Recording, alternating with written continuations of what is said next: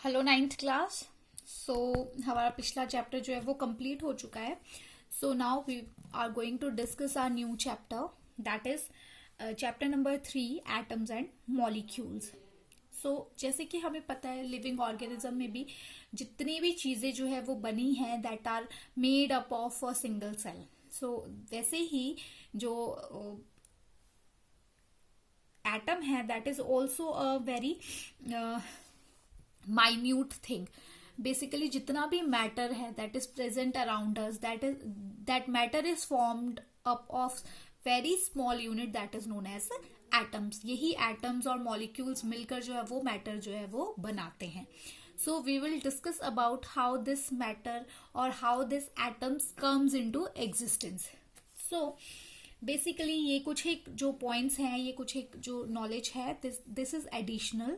और so let's discuss about it.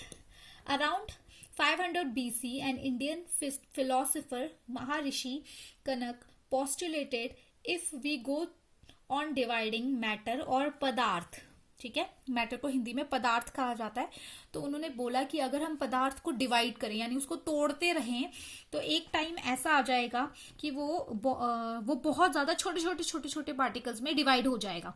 फिर ultimately उन्होंने बोला एक ऐसी स्टेज आएगी जहां पर कि उसको हम उससे और छोटे पार्टिकल में डिवाइड नहीं कर पाएंगे, ठीक है। सो उन्होंने क्या कहा कि उन्होंने उस पार्टिकल को नाम दिया परमाणु, यानी कि वो पार्टिकल जिसको फर्दर और तोड़ा नहीं जा सकता दैट इज नोन एज परमाणु, तो उन्होंने उसे परमाणु नाम दिया। आफ्टर दैट जब ये सारी स्टडीज चल रही थी उसी टाइम क्या हुआ, सेम एरा में एक एंशंट ग्रीक फिलोसोफर थे डिमोर्शियस और ल्यूसिपस।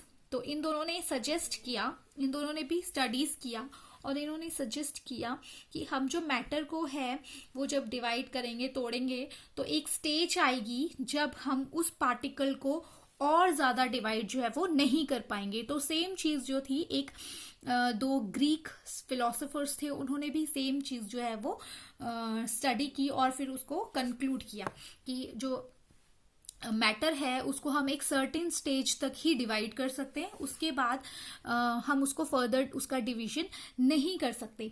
तो जो डेमोरिकस था इन्होंने क्या किया, इन्होंने उसको बोला कि ये जो पार्टिकल है दैट इज इनडिविजिबल। इनडिविजिबल मतलब कि उसको वो पार्टिकल जिसको आगे और तोड़ा नहीं जा सकता that is known as indivisible.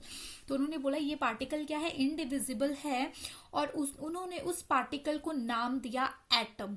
तो this is the first time when the term atom was being used by some person और सम फिलोसोफर्स। तो he was the first who used the term atom.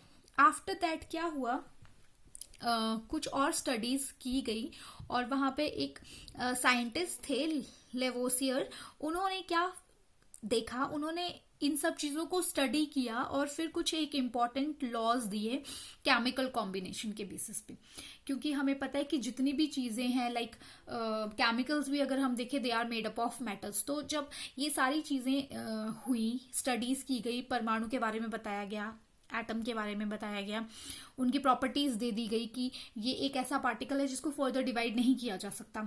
फिर elements और compounds की बात हुई क्योंकि atoms जो है वो फर्दर एलिमेंट्स बनाते हैं, एलिमेंट्स फर्दर कंपाउंड्स बनाते हैं, ठीक है। तो जब ये सारी चीजें धीरे धीरे डिस्कवरीज होने लगी तो जो लिवोसियर्स थे उन्होंने क्या किया कि लॉज बनाए, 2 लॉज दिए उन्होंने, और इन लॉस के बेसिस पे जो ये कॉम्बिनेशन है, जो एलिमेंट है या केमिकल्स हम कह सकते हैं, ये किस तरह से कंबाइन करते हैं इनके बारे में समझाने की कोशिश करी कि ये जो एलिमेंट्स हैं इनको हम कैसे बनाते हैं, या एलिमेंट्स जो है वो कंपाउंड्स कैसे बनाते हैं, ये कैसे मिलते हैं आपस में, एटम्स किस तरह से कंबाइन होते हैं, इनके बारे में इन्होंने बताने की कोशिश की।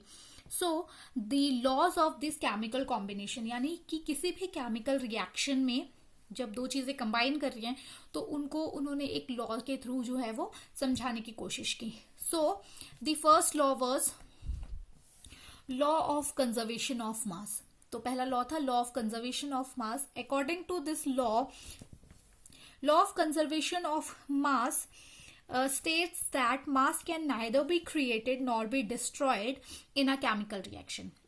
उन्होंने क्या कहा कि अगर एक केमिकल रिएक्शन हो रही है तो उसमें जो मास है जो बन रहा है वो हम ना ही बना सकते हैं और ना ही उसको डिस्ट्रॉय कर सकते हैं बेसिकली. सो ये जो इन्होंने लॉ दिया इसको हम एक एग्जाम्पल के थ्रू समझते हैं. So here an example. In this example you can see that हमने यहाँ पे क्या लिया है H2 और O2 इसने बनाया H2O बनाया.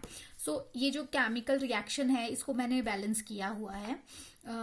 पर अगर हम देखें बेसिकली अगर हम देखें तो हम देखते हैं कि वाटर में क्या होता है, 2 हाइड्रोजन होते हैं और 1 ऑक्सीजन का मॉलिक्यूल जो हमारे पास है वो होता है. ठीक है. तो उन्होंने क्या बोला कि ये जो मास है जो मास है इसको ना हम बना सकते हैं ना ही हम इसको डिस्ट्रॉय कर सकते हैं. ठीक है. एक केमिकल रिएक्शन में तो इसको हम कैसे समझेंगे, दैट इज कि मानो 2 हाइड्रोजन मॉलिक्यूल्स जो थे उन्होंने क्या किया, एक ऑक्सीजन की मॉलिक्यूल के साथ कंबाइन किया और वाटर बना दिया. ठीक है. ठीक है.